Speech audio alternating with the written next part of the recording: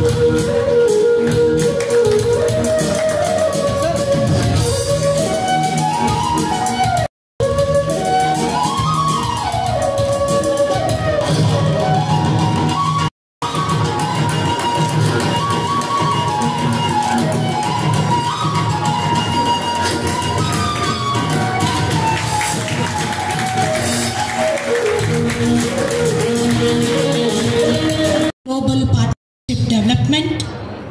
Ladies and gentlemen, esteemed guests and honored dignitaries, it is with great pleasure that we have welcomed to you all to this Momentum Second Day International Seminar. Your presence adds immense value to this seminar, sir, and we are all truly grateful for your support.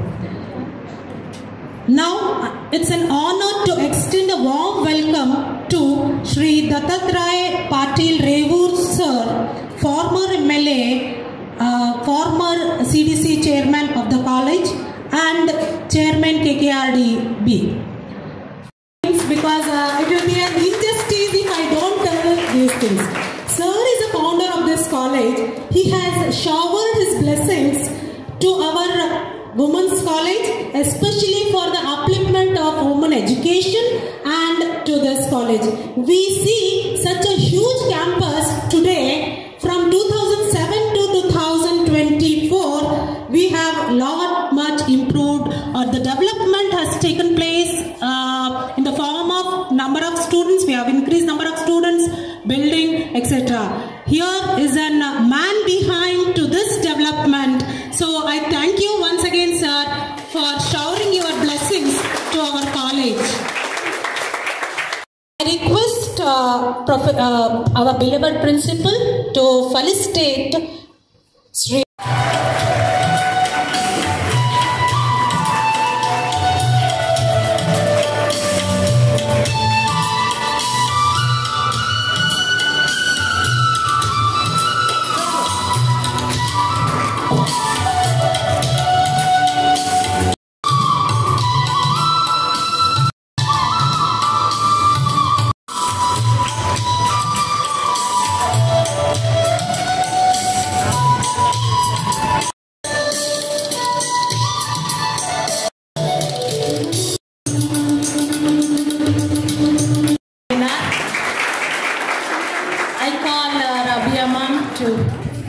Jyoti Balgar ma'am to felicitate ma'am.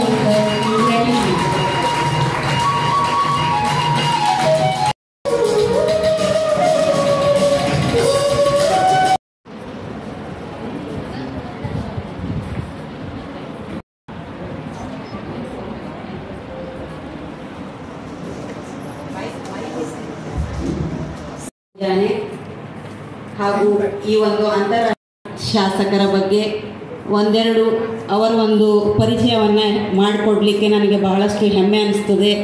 ನೀರಿಗೆ ನೈದಿಲೆ ಶೃಂಗಾರ, ನಾರಿಗೆ ಗುಣವೇ ಶೃಂಗಾರ, ಕೂಡಲ ಸಂಗನ ಶರಣರಿಗೆ ನಸೂಲ ವಿಭೂತಿಯೇ ಶೃಂಗಾರ ಎನ್ನುವಂತೆ ಸರ್ಕಾರಿ ಮಹಿಳಾ ಪ್ರಥಮ ದರ್ಜೆ ಕಾಲೇಜು ಜೇವರ್ಗಿ ಕಾಲೋನಿಯ ಕಾಲೇಜಿಗೆ ಸನ್ಮಾನ್ಯ ಶ್ರೀ ದತ್ತಾತ್ರೇಯ ಪಾಟೀಲ್ ರೇವೂರ್ ಅವರೇ ಶೃಂಗಾರ ಎನ್ನುವ ಮಾತಿನಂತೆ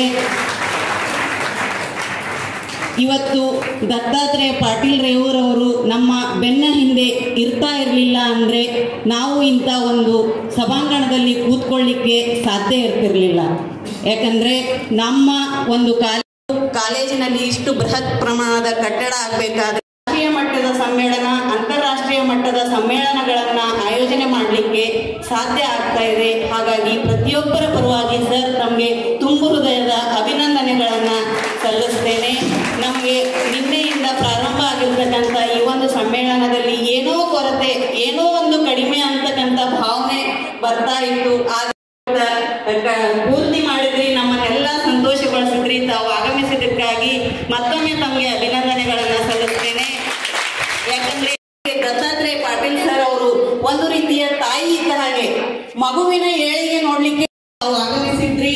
ಹೀಗಾಗಿ ಹಾಗೂ ಸರ್ ಅವರು ಅತ್ಯಂತ ಕಡಿಮೆ ವಯಸ್ಸಿನಲ್ಲಿ ಜಿಲ್ಲಾ ಪಂಚಾಯತ್ ಅಧ್ಯಕ್ಷರಾದರು, ಅತ್ಯಂತ ಕಡಿಮೆ ವಯಸ್ಸಿನಲ್ಲಿ ಶಾಸಕರಾಗಿ ಪ್ರತಿಯೊಂದು ಸಮಾಜ ಸೇವೆ, ರಾಜಕೀಯ ಅವರಿಗೆ ಕೌಟುಂಬಿಕವಾಗಿ ಬಂದಂತ ಒಂದು ವರದಾನ ಆಗಿದೆ.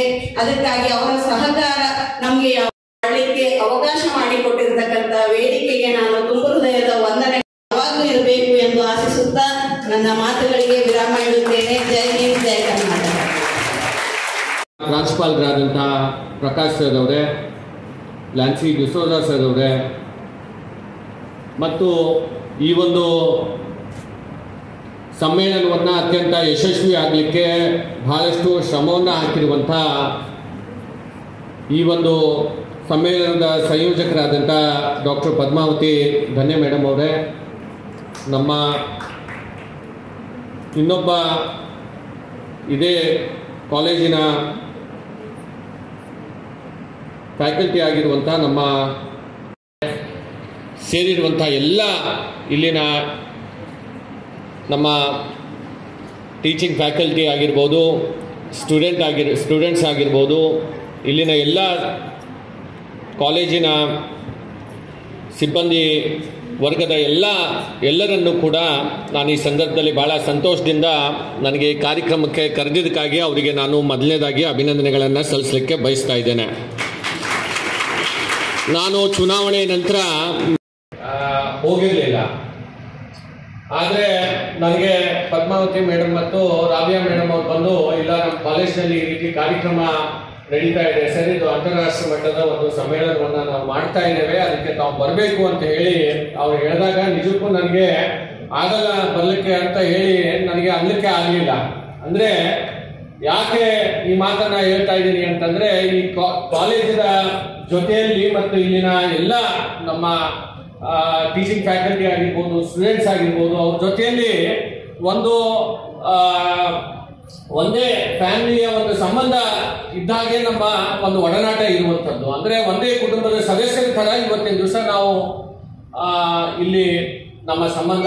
ಹೀಗಾಗಿ ಬಹಳ ದಿವಸದ ನಂತರ ಯಾರಾದರೂ ನಮ್ಮ ಬೀಗರಿಗೆ ಅಥವಾ ಯಾರಿಗಾದರೂ ಭೇಟಿಯಾದಾಗ ಎಷ್ಟು ಸಂತೋಷ ಆಗುತ್ತೆ ಅಲ್ಲ, ಹಾಗೆ ನನಗೂ ಕೂಡ ಇವತ್ತು ಈ ಕಾರ್ಯಕ್ರಮದಲ್ಲಿ ಬಂದಮೇಲೆ ಅಷ್ಟೇ ಒಂದು ಸಂತೋಷ ಇವತ್ತಿನ ದಿವಸ ಆಗಿದೆ ಅಂತ ಹೇಳಿ ನಾನು ಈ ಸಂದರ್ಭದಲ್ಲಿ ಹೇಳಕ್ಕೆ ಬಯಸ್ತಾ ಇದ್ದೇನೆ. ನಿಜಕ್ಕೂ ನಮ್ಮೆಲ್ಲರಿಗೂ ಕೂಡ ಇನ್ಸ್ಪಿರೇಷನ್ ಯಾವುದು ಅಂತಂದ್ರೆ, ಮೊದಲನೇದಾಗಿ ನಮ್ಮ ಕಾಲೇಜನ್ನ ಬೆಳೆದು ಬಂದಿರುವಂತ ರೀತಿ ನಾವು ನೋಡಿದ್ರೆ ಅದೇ ನಮ್ಮ ಜೀವನದಲ್ಲಿ ಒಂದು ಇನ್ಸ್ಪಿರೇಷನ್ ಅಂತ ಹೇಳಿ ನಾವು ಈ ಸಂದರ್ಭದಲ್ಲಿ ಭಾವಿಸ್ಬೇಕಾಗತ್ತೆ. ತಮ್ಮೆಲ್ಲರಿಗೂ ಕೂಡ ಈ ಕಾಲೇಜ್ನಲ್ಲಿ ನಾನು ಬಂದಂತ ಸಂದರ್ಭದಲ್ಲಿ ಮೊದಲನೇದು ನನಗೆ ಏನ್ ಅನ್ಸಿತ್ತು ಅಂತಂದ್ರೆ, ನಿಮ್ಮೆಲ್ಲರನ್ನ ನೋಡಿ ನಾನು ಯಾವುದೋ ಒಂದು ದೊಡ್ಡ ಬಿಸ್ನೆಸ್ ಸ್ಕೂಲಿಗೆ ಹೋಗಿದ್ದೇನೆ ಅಂತ ಹೇಳಿ ಭಾವನೆ, ಪ್ರೈವೇಟ್ ನಮ್ಮ ಬಿರ್ಲಾ ಬಿಸ್ನೆಸ್ ಸ್ಕೂಲ್ ಆಗಿರ್ಬೋದು, ಜೈನ್ ಬಿಸ್ನೆಸ್ ಸ್ಕೂಲ್ ಆಗಿರ್ಬೋದು, ಆ ರೀತಿಯಾದಂತ ಒಂದು ಭಾವನೆ. ಅಂದ್ರೆ ಅಷ್ಟೊಂದು ಇಲ್ಲಿ ಬದಲಾವಣೆ, ಇದು ಸರ್ಕಾರಿ ಕಾಲೇಜ್ ಅಂತ ಹೇಳಿ ನನಗೆ ಅನಿಸಲೇ ಇಲ್ಲ. ಆ ರೀತಿಯಾದಂತಹ ಈ ಒಂದು ಸಮ್ಮೇಳನವನ್ನ ಮತ್ತು ಈ ರೀತಿಯಾದಂತಹ ಒಂದು ಕಾರ್ಯಕ್ರಮವನ್ನ ಮತ್ತು ತಮ್ಮೆಲ್ಲರನ್ನ ನೋಡಿ ನಿಜಕ್ಕೂ ನನಗೆ ಬಹಳ ಒಂದು ಖುಷಿ ಆಗಿದೆ. ಯಾಕೆ ನಮ್ಮೆಲ್ಲರಿಗೂ ಕೂಡ ಈ ಕಾಲೇಜದ ಒಂದು ಇನ್ಸ್ಪಿರೇಷನ್ ಅಂತಂದ್ರೆ, ಈ ಕಾಲೇಜ್ ಪ್ರಾರಂಭ ಆಗಿರುವಂತದ್ದು ಕೇವಲ 18 ಹುಡುಗರಿಂದ, 18 ಸ್ಟೂಡೆಂಟ್ಸ್ ಗಳಿಂದ ಪ್ರಾರಂಭ ಆಗಿರುವಂತ ಈ ಕಾಲೇಜು ಈಗ ಸುಮಾರು 3,000 ಮಕ್ಕಳು ಈ ಕಾಲೇಜಿನಲ್ಲಿ ಕಲಿತಾ ಇದ್ದಾರೆ ಅಂತಂದ್ರೆ ನಮ್ಮ ಕಾಲೇಜು ಯಾವ ರೀತಿ ಬೆಳೆದಿದೆ ಅಂತ ಹೇಳಿ ನಮ್ಮೆಲ್ಲರಿಗೂ ಕೂಡ ಒಂದು ಅಭಿಮಾನ ಆಗಬೇಕು. ಅದರಿಂದಲೇ ನಾವು ಕಲ್ಕೋಬೇಕು. ಜೀವನದಲ್ಲಿ ಕೂಡ ನಾವು ಪ್ರತಿನಿತ್ಯ ನಮ್ಮ ಶ್ರಮವನ್ನು ಹಾಕೋದ್ರ ಮುಖಾಂತರ, ನಮ್ಮ ಡೆಡಿಕೇಶನ್ ಮತ್ತು ಹಾರ್ಡ್ ವರ್ಕ್ ಮಾಡೋದ್ರ ಮುಖಾಂತರ ನಮ್ಮ ಜೀವನದಲ್ಲಿ ನಾವು ಏನು ಗುರಿಯನ್ನ ಕಂಡಿದ್ದೇವೆ, ನಾವು ಏನು ಕನಸನ್ನ ಕಂಡಿದ್ದೇವೆ, ಆ ಕನಸನ್ನ ನನಸಾಗಬೇಕು ಅಂತಂದ್ರೆ ಕೇವಲ ನಾವು ಸುಮ್ಮನೆ ಇದ್ರೆ ಆ ಕನಸನ್ನ ನನಸಾಗ್ಲಿಕ್ಕೆ ಸಾಧ್ಯ ಆಗೋದಿಲ್ಲ. ಆ ಕನಸನ್ನ ನನಸು ಮಾಡ್ಲಿಕ್ಕೆ ನಮ್ಮ ಶ್ರಮವನ್ನ ಹಾಕ್ಬೇಕಾಗತ್ತೆ, ಹಾರ್ಡ್ ವರ್ಕ್ ಮಾಡ್ಬೇಕಾಗತ್ತೆ, ಡೆಡಿಕೇಶನ್ ಇಂದ ಕೆಲಸ ಮಾಡ್ಬೇಕಾಗತ್ತೆ. ನಮ್ಗೆ ಏನು ಕಾಲೇಜಿನಲ್ಲಿ ಕಲಿಸ್ತಾರೆ ಆ ಕಲಿಸಿದನ್ನ ನಾವು ನಮ್ಮ ಜೀವನದಲ್ಲಿ ಅದನ್ನ ಹೇಗೆ ಅಳವಡಿಸಬೇಕು ಅಂತ ಅನ್ನೋದನ್ನು ಕೂಡ ನಾವು ನಮ್ಮ ಜೀವನದಲ್ಲಿ ಅದನ್ನ ನಾವು ಮಾಡಿದಾಗ ಮಾತ್ರ ನಮ್ಮ ಕನಸನ್ನ ನನಸು ಮಾಡ್ಲಿಕ್ಕೆ ಸಾಧ್ಯ ಆಗುತ್ತೆ ಅಂತ ಹೇಳಿ ನಾನು ಈ ಸಂದರ್ಭದಲ್ಲಿ ನಮ್ಮೆಲ್ಲರಿಗೂ ಕೂಡ ಹೇಳ್ತಾ, ಈಗಿರುವಂತಹ ದೇಶದ ನಮ್ಮೆಲ್ಲರ ಅಚ್ಚುಮೆಚ್ಚಿನ ಪ್ರಧಾನಮಂತ್ರಿಗಳಾದಂತಹ ಮಾನ್ಯ ನರೇಂದ್ರ ಮೋದಿಜಿಯವರು ಸತತವಾಗಿ ಅವರು ಯಾವಾಗಲೂ ಕೂಡ ಹೇಳ್ತಾ ಇರ್ತಾರೆ. ಅವ್ರ ಭಾಷಣದಲ್ಲಿ ಪ್ರಧಾನಮಂತ್ರಿಗಳು ಹೇಳೋದು ಮೊದಲನೇ ಮಾತು ಏನು ಅಂತಂದ್ರೆ, ನಮ್ಮ ದೇಶ ಇಡೀ ವಿಶ್ವದಲ್ಲಿ ವಿಶ್ವಗುರು ಆಗ್ಬೇಕು ಅಂತಂದ್ರೆ ಅದು ಯಾರಿಂದ ಸಾಧ್ಯ ಅಂತಂದ್ರೆ ಈ ದೇಶದ ವಿದ್ಯಾರ್ಥಿಗಳಿಂದ ಮಾತ್ರ ಅದು ಸಾಧ್ಯ ಅಂತ ಮಾತನ್ನ. ಅಂದ್ರೆ ಇಡೀ ವಿಶ್ವದಲ್ಲಿ 60% ಯುವಕರು ಹೊಂದಿರುವಂತಹ ದೇಶ ಇಡೀ ವಿಶ್ವದಲ್ಲಿ ಯಾವುದಾದ್ರೂ ಇದ್ರೆ ಅದು ಭಾರತ ಅಂತ ಹೇಳಿ ನಾವು ಈ ಸಂದರ್ಭದಲ್ಲಿ ಹೇಳಬೇಕಾಗತ್ತೆ. ನಮ್ಮ ಭಾರತದ ಕೀರ್ತಿಯನ್ನ ಇಡೀ ವಿಶ್ವದ ಮಟ್ಟಿಗೆ ಹೆಚ್ಚುವಂಥದ್ದು ಅದು ಯುವಕರ ಒಂದು ಜವಾಬ್ದಾರಿಯಾಗಿದೆ. ತಮ್ಮ ಏನು ಒಂದು ಸಸ್ಟೈನಬಲ್ ಬಿಸ್ನೆಸ್ ಪ್ರಾಕ್ಟೀಸಸ್ ಮತ್ತು ಇವತ್ತಿನ ಒಂದು ಏನೋ ವಿಷಯ ಇದೆ ಅದಕ್ಕೆ ಸಂಬಂಧಪಟ್ಟಂತದ್ದು ಮಾನ್ಯ ಮೋದಿಜಿಯವರು ಒಂದು ಸಸ್ಟೈನಬಲ್ ಗ್ರೋತಿಗೆ ನಮ್ಮ ಭಾರತದ ಬಗ್ಗೆ ಅವರಿಗೆ ಬಹಳಷ್ಟು ಈಗ ತಾನೇ ಅವರು ಒಂದು ಗ್ಯಾರಂಟಿಯನ್ನ ಅನೌನ್ಸ್ ಮಾಡಿದ್ದಾರೆ. ದೇಶದ ಪ್ರಧಾನಮಂತ್ರಿಗಳು ಏನ್ ಗ್ಯಾರಂಟಿಯನ್ನ ಕೊಟ್ಟಿದ್ದಾರೆ, ಬರುವಂತ ದಿನಗಳಲ್ಲಿ ಇಡೀ ವಿಶ್ವದಲ್ಲಿ 3ನೇ ಎಕನಾಮಿ ಆಗಿ ಭಾರತವನ್ನ ತಂದಿಳಿಸುವಂತ ಜವಾಬ್ದಾರಿ ನಂದಾಗಿದೆ ಅಂತ ಅನ್ನುವ ಮಾತನ್ನ ಮಾನ್ಯ ಮೋದಿಜಿಯವರು ಹೇಳಿರುವಂತದ್ದು. ಅಂದ್ರೆ ವರ್ಲ್ಡ್ ನಲ್ಲಿ 3ನೇ ಬಿಗ್ಗೆಸ್ಟ್ ಎಕನಾಮಿಯನ್ನ ಭಾರತವನ್ನ ಮಾಡಬೇಕು. 5 ಟ್ರಿಲಿಯನ್ಗಿಂತ ಹೆಚ್ಚು ಎಕನಾಮಿಯನ್ನ ಅದನ್ನ ನಾವು ರೀಚ್ ಮಾಡಬೇಕು ಅಂತನ್ನುವ ಗೋಲ್ ಅನ್ನ ಇವತ್ತಿನ ದಿವಸ ನಮ್ಮೆಲ್ಲರಿಗೂ ಕೂಡ ಮಾನ್ಯ ದೇಶದ ಪ್ರಧಾನಮಂತ್ರಿಗಳು ನೀಡಿದ್ದಾರೆ. ಅವ್ರು ಯಾವಾಗಲೂ ಕೂಡ ಹೇಳುವಂತದ್ದು ಏನು ಅಂತಂದ್ರೆ ಇದು ಭಾರತದ ಸಮಯ. ಭಾರತ ಏನು ನಮ್ಮ ದೇಶ ನಿಶ್ಚಯ ಮಾಡುತ್ತೆ ಅದು ಖಂಡಿತವಾಗಿ ಆ ಗುರಿಯನ್ನ ಮುಟ್ಟುತ್ತೆ ಅಂತ ಹೇಳಿ ವಿಶ್ವಾಸವನ್ನ ಮಾನ್ಯ ಪ್ರಧಾನಮಂತ್ರಿಗಳು ಹೇಳ್ತಾ ಇರ್ತಾರೆ. ತಾವು ನಮ್ಮ ರಿಪಬ್ಲಿಕ್ ಡೇ ಸ್ಪೀಚ್ ಅನ್ನ ಮೋದಿಜಿಯವರ ಸ್ಪೀಚ್ ಅನ್ನ ತಾವು ಕೇಳಿದ್ದೀರಿ ಅಂತ ಹೇಳಿ ನಾನು ಭಾವಿಸ್ಕೊಂಡಿದ್ದೇನೆ. ಅದರಲ್ಲೂ ಕೂಡ ಅವ್ರು ಏನ್ ಹೇಳಿದ್ದಾರೆ ಅಂತಂದ್ರೆ ನಾವು ಸಸ್ಟೈನಬಲ್ ಗ್ರೋತ್ ಅನ್ನ ಕಾಣಬೇಕು, ಬಹಳಷ್ಟು ಯೋಜನೆಗಳನ್ನ ಮಾನ್ಯ ಮೋದಿಜಿಯವರು ಇದಕ್ಕಾಗಿ ಇವತ್ತಿನ ದಿವಸ ತಂದಿದ್ದಾರೆ. ಎಲ್ಲ ಯುವಕರಿಗಾಗಿ ಸರ್ಕಾರನೇ ಅವರ ಜೊತೆಯಲ್ಲಿ ನಿಂತು ಇವತ್ತು ಅವರಿಗೆ ಬೇಕಾಗಿರುವಂತ ಅನುದಾನ ಆಗಿರ್ಬೋದು, ಅವರಿಗೆ ಅವರಲ್ಲಿ ಇರುವಂತ ಏನು ಪ್ರತಿಭೆ ಇದೆ ಅದನ್ನ ಹೊರಗೆ ತರಲಿಕ್ಕೆ ಇವತ್ತು ಏನ್ ಸರ್ಕಾರದಿಂದ ಸಾಧ್ಯ ಇದೆಯೋ ಆ ಎಲ್ಲ ಕೆಲಸವನ್ನು ಕೂಡ ಇವತ್ತು ಕೇಂದ್ರ ಸರ್ಕಾರ ಮಾನ್ಯ ಮೋದಿಜಿಯವರ ನೇತೃತ್ವದಲ್ಲಿ ಮಾಡ್ತಾ ಇದೆ. ನಮ್ಮೆಲ್ಲರಿಗೂ ಕೂಡ ನಮ್ಮ ಸೋಲಾರ್ ಎನರ್ಜಿ ಬಗ್ಗೆನಲ್ಲಿ ಮೇಡಮ್ ಅವರು ಈಗ ತಾನೇ ಅವ್ರು ಮಾತನಾಡಿ ಹೋಗಿದ್ದಾರೆ. ಈ ರೀತಿ ಅನೇಕ ಐಡಿಯಾಸ್ಗಳಿದ್ದಾವೆ. ಹಿಂದೆ ನಾವು ಬಹಳಷ್ಟು ಬೇರೆ ಸ್ವಂತದ ಕಾರ್ ಇಲ್ಲ, ಆದ್ರೆ ಲಕ್ಷಾಂತರ ಕಾರ್ಗಳು ಆ ಓಲಾ ಆಪ್ ಮುಖಾಂತರ ಇವತ್ತಿನ ದಿವಸ ನಮ್ಗೆಲ್ಲಾದ್ರೂ ಹೋಗ್ಬೇಕು ಅಂತಂದ್ರೆ ನಾವು ಓಲಾ ಬುಕ್ ಮಾಡ್ತೇವೆ. ಆದ್ರೆ ಆ ಕಂಪನಿ ಓನರ್ ಏನಿದ್ದಾನೆ ಅವನ ಹತ್ರ ಒಂದು ಕಾರು ಅವನ ಸ್ವಂತದ್ದಿಲ್ಲ. ಅಂದ್ರೆ ಈ ರೀತಿಯಾದಂತಹ ಔಟ್ ಆಫ್ ದ ಬಾಕ್ಸ್ ನಾವು ಥಿಂಕ್ ಮಾಡಿ ಇವತ್ತು ನಮ್ಮ ಪ್ರತಿಭೆಯನ್ನ ಇವತ್ತಿನ ದಿವಸ ಹೊರಗೆ ತರಬೇಕಾಗಿದೆ. ನಮ್ಮ ದೇಶದಲ್ಲಿ ಎಥಿನಾಲ್ ಆಗಿರ್ಬೋದು, ಸೋಲಾರ್ ಆಗಿರ್ಬೋದು, ಈ ರೀತಿಯ ಒಂದು ಅನೇಕ ಯೋಜನೆಗಳನ್ನ ಇವತ್ತು ಕೇಂದ್ರ ಸರ್ಕಾರ ಬಹಳಷ್ಟು ಸಸ್ಟೈನಬಲ್ ಗ್ರೋತಿಗಾಗಿ ಇವತ್ತಿನ ದಿವಸ ಅನುದಾನವನ್ನ ನೀಡ್ತಾ ಇದೆ. ನಾನು ಕೂಡ ಕಲ್ಯಾಣ ಕರ್ನಾಟಕ ಬೋರ್ಡಿನ ಚೇರ್ಮನ್ ಆದಂತಹ ಸಂದರ್ಭದಲ್ಲಿ ಎಲಿವೇಟ್ ಕಲ್ಯಾಣ ಕರ್ನಾಟಕ ಅಂತ ಹೇಳಿ ಒಂದು ಯೋಜನೆಯನ್ನ ತಗೊಂಡು ಬಂದು ನಮ್ಮ ಭಾಗದಲ್ಲಿ ಇರುವಂತಹ ಯಂಗ್ ಎಂಟರ್ಪ್ರಿನರ್ಸ್ಗೆ ಇವತ್ತಿನ ದಿವಸ ಸರ್ಕಾರದ ವತಿಯಿಂದ ಕಲ್ಯಾಣ ಕರ್ನಾಟಕ ಬೋರ್ಡ್ ವತಿಯಿಂದ ನಾವು ಅವ್ರ ಜೊತೆಯಲ್ಲಿ ಶಕ್ತಿಯನ್ನ ತುಂಬಬೇಕು ಅಂತ ಹೇಳಿ 50 ಲಕ್ಷ ರೂಪಾಯಿ ನಾವು ಅನುದಾನವನ್ನ, ಉಚಿತವಾಗಿರುವಂತಹ ಅನುದಾನವನ್ನ ನಾವು ಇವತ್ತು ನಮ್ಮ ಯಂಗ್ ಎಂಟರ್ಪ್ರಿನರ್ಸ್ಗೆ ನೀಡಬೇಕು ಕಲ್ಯಾಣ ಕರ್ನಾಟಕದಲ್ಲಿ ಅಂತ ಹೇಳಿ 50 ಲಕ್ಷ ರೂಪಾಯಿ ನಾನಿರುವಂತ ಚೇರ್ಮನ್ ಆಗಿದ್ದಂತ ಸಂದರ್ಭದಲ್ಲಿ ಅದಕ್ಕೆ 50 ಲಕ್ಷ ರೂಪಾಯಿ ನಮ್ಮ ಭಾಗದ ಬಿಸಿನೆಸ್ ಎಂಟರ್ಪ್ರಿನರ್ಸ್ಗೆ ನೀಡಬೇಕು ಅಂತ ಹೇಳಿ ನಾವು 50 ಲಕ್ಷ ರೂಪಾಯಿ ಕೊಡುವಂತ ಯೋಜನೆಯನ್ನ ತಂದಿದ್ದೇವೆ. ಅದರ ನಂತರ ಸರ್ಕಾರನೇ ಇವತ್ತು ನಮ್ಮ ಯಂಗ್ ಎಂಟರ್ಪ್ರಿನರ್ಸ್ಗೆ ಶಕ್ತಿಯನ್ನ ತುಂಬಬೇಕು. ಯಾಕಂದ್ರೆ ಯಾರಾದ್ರೂ ಮೊದಲನೇ ಬಾರಿಗೆ ಕಂಪ್ನಿ ಸ್ಟಾರ್ಟ್ ಮಾಡ್ತೀನಿ ಅಂತಂದ್ರೆ ಯಾರು ಕೂಡ ಅವ್ರ ಮೇಲೆ ವಿಶ್ವಾಸ ಮಾಡೋದಿಲ್ಲ, ಆ ಕಂಪ್ನಿ ನಡೆಯುತ್ತೋ ಇಲ್ಲೋ ಅಂತ ಹೇಳಿ. ಮುರ್ಮು ಅವರು ತಮ್ಗೆ ಗೊತ್ತಿದೆ ದೇಶದ ಮಹಿಳೆಯರ ಹತ್ರ ಎಷ್ಟು ಶಕ್ತಿ ಇದೆ ಅಂತಂದ್ರೆ, ಮಾನ್ಯ ಮೋದಿಜಿಯವರು ಈಗಾಗಲೇ ಮಹಿಳಾ ಬಿಲ್ ಅನ್ನ, ಕಾಯ್ದೆಯನ್ನ, ಮಸೂದೆಯನ್ನ ಇವತ್ತಿನ ದಿವಸ ಕೇಂದ್ರದಲ್ಲಿ ಜಾರಿ ಮಾಡಿದ್ದಾರೆ. ಅಂದ್ರೆ 50% ಮಹಿಳೆಯರಿಗಾಗಿ ಇವತ್ತಿನ ದಿವಸ ಮುಂದಿನ ದಿನಗಳಲ್ಲಿ ಇವತ್ತು ಎಲ್ಲದರಲ್ಲೂ ಕೂಡ ಅವರಿಗೆ ರಾಜಕೀಯ ಆಗಿರ್ಬೋದು, ಬೇರೆ ಬೇರೆ ಕ್ಷೇತ್ರದಲ್ಲಿ ಆಗಿರ್ಬೋದು, ಅವರಿಗೆ ಎಲ್ಲ ರೀತಿಯಿಂದ ಇವತ್ತು ಅವರಿಗೆ ಶಕ್ತಿಯನ್ನು ತುಂಬಬೇಕು ಅಂತ ಹೇಳಿ ನಮ್ಮ ಕೇಂದ್ರ ಸರ್ಕಾರ ಇವತ್ತು ಮಹಿಳಾ ವಂದನ್ ಸ್ಕೀಮ್ ಅಂತ ಇದು ಬಿಲ್ ಅನ್ನ ಇವತ್ತಿನ ದಿವಸ ಜಾರಿಗೆ ತಂದಿದ್ದಾರೆ. ಈ ರೀತಿಯಾದಂತಹ ಮಹಿಳೆಯರಿಗೂ ಕೂಡ ಬಹಳಷ್ಟು ಒಂದು ಭವಿಷ್ಯ ಇರೋದ್ರಿಂದ ಈ ದೇಶದ ಅಭಿವೃದ್ಧಿಯಲ್ಲಿ ಮಹಿಳೆಯರ ಪಾಲು ಕೂಡ ಬಹಳ ಮುಖ್ಯ ಇದೆ. ಮರೆಯೋದಿಲ್ಲ, ನಾನು ಕೂಡ ನಿಮ್ಮ ಕುಟುಂಬದ ಒಬ್ಬ ಸದಸ್ಯನಾಗಿ ನಿಮ್ಮ ಕಷ್ಟದಲ್ಲಿ, ನಿಮ್ಮ ಸುಖದಲ್ಲಿ ನಾನು ಕೂಡ ಯಾವತ್ತೂ ಕೂಡ ಇರ್ತೇನೆ ಅಂತ ಮಾತನ್ನ ಈ ಸಂದರ್ಭದಲ್ಲಿ ಹೇಳ್ತಾ, ಮುಂದಿನ ದಿನಗಳಲ್ಲಿ ಕೂಡ ಕೇಂದ್ರ ಸರ್ಕಾರದಿಂದ ಏನಾದರೂ ಸಹಾಯ ಸಹಕಾರ ಬೇಕಾದ್ರೆ ಅದು ಖಂಡಿತವಾಗಿ ನಾವು ನೀಡಲಿಕ್ಕೆ ಸಿದ್ಧರಿದ್ದೇವೆ. ನಿಮ್ಮೆಲ್ಲರ ಈ ಕಾಲೇಜಿನ ಏನೋ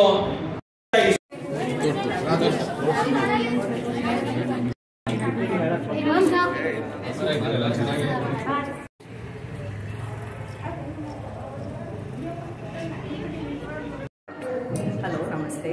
My name is Manjula Batanuri. I'm here to attend a two-day multidisciplinary international seminar conducted in Gulbarga, a beautiful city, my first time in Gulbarga, and Dr. Padmavati Madam has done a wonderful job. She has put up a great show, excellent workshop by the students, and very talented. I wish them all the best and success. Ma'am, how was the Kalburgi experience, ma'am? Day 1, day 2 program, how was goes on? Very well prosecuted, and the speakers from different parts of the world did a fantastic job, and definitely going forward post-COVID, it's a different world. Kids need to be multidisciplinary and they should know more than one subject, so that's it. Ma'am, in Kalburgi or India? Absolutely. The city is beautiful. My first experience, we went to the fort yesterday. It's a beautiful city. Thank you so much for inviting me. It's a pleasure being here. ನಾನು 2 ದಿವಸದ international seminar conduct ಮಾಡಿದ್ದೆ. ನನಗೆ ತುಂಬ ಹೆದರಿಕೆ ಇತ್ತು ಹೇಗಾಗುತ್ತೆ ಅಂತ, but I am very happy that madam all the way from USA she came and make my seminar made success, and I'm very happy. Our students are very happy. She has interacted with all the students and exchanged the information. She's very down to earth. I'm very much thankful to her, and I'll call again. She should come here and interact with students and give new ideas for doing new product development and going globally, nationally, internationally. So thank you very much. Thank you so much, and it's a pleasure being here. Management and challenges ಅಂದರೆ ಜಾಗತಿಕ ಪೂರೈಕೆಯ ನಿರ್ವಹಣೆಯ ಸವಾಲುಗಳು. ನಾನು submit ಮಾಡ್ತಿರೋದು ಕನ್ನಡದಲ್ಲಿ. ಜಾಗತಿಕ ಪೂರೈಕೆಯ ಸರಪಳಿಯ ನಿರ್ವಹಣೆ ಅಂದರೆ ಅದಕ್ಕಿಂತ ಮುಂಚಿತವಾಗಿ ನಾವು ಸರಪಳಿ ಏನು ಅಂತ ಅಂದರೆ ತಿಳ್ಕೋಬೇಕು. ಸರಪಳಿ ಅಂತಂದರೆ ನಮ್ಗೆ ಆಲ್ರೆಡಿ ಗೊತ್ತು, ಸೈನ್ಸ್ನಲ್ಲಿ ಅರ್ಥ ಮಾಡ್ಕೋತೀವಿ. ಸರಪಳಿ ಅಂದರೆ ಆಹಾರ ಸರಪಳಿ ಅಂದರೆ ಗೊತ್ತು. ಒಂದನ್ನು ಒಂದು ಉಪಯೋಗ ಮಾಡ್ಕೋತೀವಿ. ಅಲ್ಲಿ ಏನು ಹೇಳ್ಬೇಕಂದ್ರೆ ಇರುವೆ ಸಸ್ಯವನ್ನು ತಿಂದು ಬದುಕಿದ್ರೆ ಸಸ್ಯವನ್ನು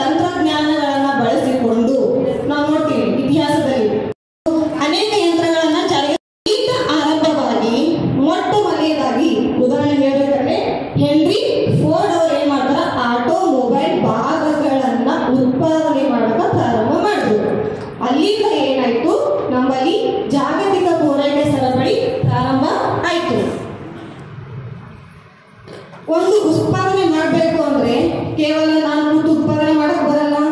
ನನಗೆ ಇವತ್ತಿನ ಕೈಯಲ್ಲಿ ಮೈಕ್ ಹಿಡಿದು ಮಾತಾಡ್ತಾ ಇದ್ದೀನಿ ಅಂದ್ರೆ ಇದು ಮೈಕ್ ಎಲ್ಲಿಂದನೋ ನಮ್ಗೆ ಗೊತ್ತಿಲ್ಲ. ಈ ಮೈಕ್ ಅನ್ನು ಉತ್ಪಾದನೆ ಮಾಡಬೇಕು ಅಂದ್ರೆ ಮೊದಲು ಫ್ಯಾಕ್ಟರಿ ಇರಬೇಕು, ಅಲ್ಲಿಂದ ಉತ್ಪಾದನೆ ಆಗಬೇಕು, ಸಪ್ಲೈ. ಇವಾಗ ನಮ್ಮಲ್ಲಿ ಹೆದ್ದಾರಿಗಳನ್ನು ಬಂದಿವೆ. ಇನ್ನು ಪ್ರಾಚೀನ ಕಾಲದಲ್ಲಿ ಹೆದ್ದಾರಿಗಳು ಇರಲಿಲ್ಲ. ಎಲ್ಲ ಒಳನಾಡ ಜಲ ಸಾರಿಗೆ ಮೂಲಕ ಏನ್ ಮಾಡ್ತಿದ್ದು, ಒಂದು ಪ್ರದೇಶದಿಂದ ಮತ್ತೊಂದು ಪ್ರದೇಶಕ್ಕೆ ವಸ್ತುಗಳ ಸಾಗಾಣಿಕೆ ಮಾಡಬೇಕಾಗಿತ್ತು. ಆ ಸಾಗಾಣಿಕೆ ಮಾಡುವಲ್ಲಿ ಹಡಗುಗಳನ್ನ ಉಪಯೋಗ ಮಾಡ್ಕೊತೀವಿ. ಹಡಗನ್ನ ಆದ್ಮೇಲೆ ಎಲ್ಲಿ ಬಂತು, ನಾವು ಬೆಂಗಳೂರು ಸಿಟಿ ಬಂದು ನಿಂತು. ಏನು ಮೈಕ್ ಬಂದು ನಿಂತಾಗ ಅದು ಇಲ್ಲಿಂದ ನಮ್ಮ ಕಾಲೇಜ್ ಸೆಂಟರ್ಗೆ ಬರಬೇಕು. ಬರಬೇಕು ಅಂದ್ರೆ ಏನ್ ಬೇಕಾದ್ರೆ ವೆಹಿಕಲ್ ಸೌಕರ್ಯಗಳನ್ನ ಬೇಕೇ ಬೇಕು. ಇಲ್ಲಿಂದ ನಾನೇನ್ ಮಾಡಿದೆ, ಇವತ್ತು ಹಿಡಿದು ಈ ಮೈಕನ್ನ ನಾನು ಮಾತಾಡ್ತಾ ಇದ್ದೀನಿ. ಕೇವಲ ಮೈಕ್ ಬಂತು ಮಾರ್ಕೆಟ್ ಅಲ್ಲಿ ಹೋಗಿ ಅಂಗಡಿ ತಂದ್ರಿ ಅಂತಲ್ಲ, ಇದರ ಹಿಂದಿನ ಇತಿಹಾಸನೇ. ಸರಪಳಿಯೊಂದಿಗಿನ ಹಂತಗಳು ಯಾವುವು? ಮೊದಲನೇ ಹಂತ ಅಂದ್ರೆ ಯೋಜನೆ. ಯೋಜನೆ ಅಂದ್ರೆ ಎಲ್ಲಾ ವಿಷಯಗಳನ್ನ ತಯಾರು ಮಾಡುವಾಗ ಮೊದಲು ನಾವೇನ್ ಮಾಡ್ಕೋಬೇಕು, ಯೋಜನೆಗಳನ್ನ